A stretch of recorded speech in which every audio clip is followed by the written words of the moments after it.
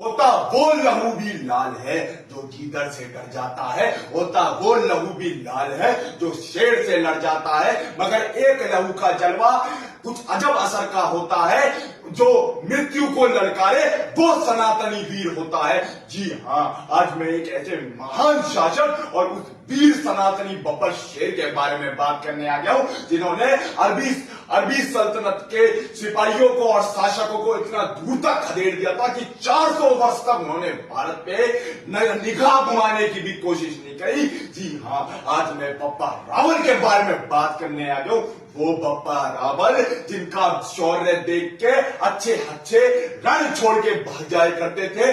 जब सिंध पे अरबियों ने कब्जा कर लिया था और वहां पे बहुत क्रूरता फैला रहे थे, वहां पे गाय के साथ मैं जो बोल नहीं सकता वह कार्य हो रहे थे, और हमारी बहन बेटियों के साथ और तो और वहां पे मंदिरों को खंडित करा जा रहा था। तो वहां से जब लोग पलायन कर रहे थे तो कुछ लोग पलायन करके मेवाड़ की धरती पे पहुंच गए, और उन्हें क्या पता कि वह धरती वीर बप्पा रावल की धरती थी। जब वो बप्पा रावल के पास पहुंचे, बप्पा रावल ने ये चीजें सुनी तो बप्पा रावल ने कहा कि मैं अपने सनातनी की रक्षा करूंगा, और आप मानेंगे नहीं, उसी क्षण हर हर महादेव का नारा लगाते हुए बप्पा रावल निकल पड़े सिंध की तरफ। और सिंध की तरफ जाते हुए उन्होंने अरबी सैनिकों को इतना बुरी धूल चटाई कि अरबी सैनिक दहल उठी और अरबी सैनिक भागने लगी, तितर बितर होने लगी। तो मोहम्मद अल कासिम था, जो कि उस टाइम पे वहां का कमांडर था, जनरल था वहां का, वो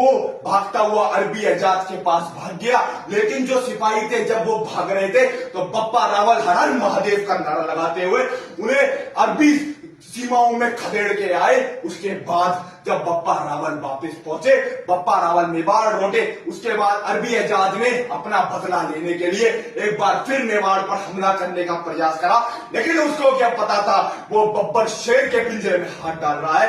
तो जब वे हमला करने पहुंचा तो वहां पे राणा हमारे बप्पा रावल जी की सेना तैयार खड़ी थी, और उस समय जो वहां के राजपूत राजा थे, उन्हें बप्पा रावल ने एकजुट कर लिया था, और उसमें भी अरबियों को सीमाओं से खदेड़ दिया। और जो अरबी एजाज था उसको इतना बुरा खदेड़ा कि वो वापिस ना आ सका। और दूसरी तरफ जो हमारे ये अरबी थे, इन्होंने जैसलमेर से लेके मेवाड़ तक में हमला कर दिया था। जो वहां के राजा थे उन्होंने भी सर से धार अलग कर दिए अरबियों के। और आप मानेंगे नहीं, इसके बाद एक महागठबंधन हुआ, जिसको बहुत ज्यादा इतिहास में बड़ा गठबंधन कहा जाता था, जो प्रतिहार राजवंश और विक्रम आदित्य सेकंड जी के राजवंश और कुछ राजपूती शासकों के साथ हमारे बप्पा रावल जी ने महागठबंधन करके अरबी सीमाओं पे हमला करना शुरू करा।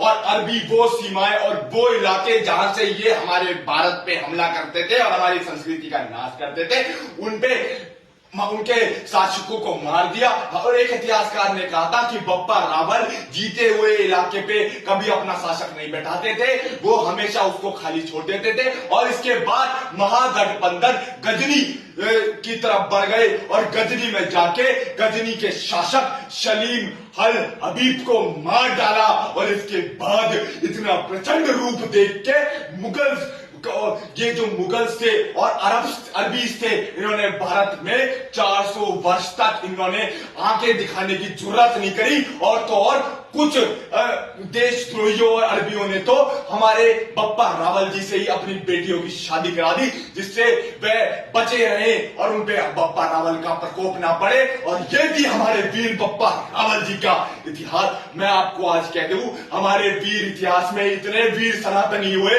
जिनके अगर हम नाम गिनवा दे तो मेरी उम्र भी कम पड़ जाएगी। इन वामपंथियों ने हमारे इतिहास को बाहर नहीं आने दिया। यह कराए वीर बजरंगी हर हर महादेव।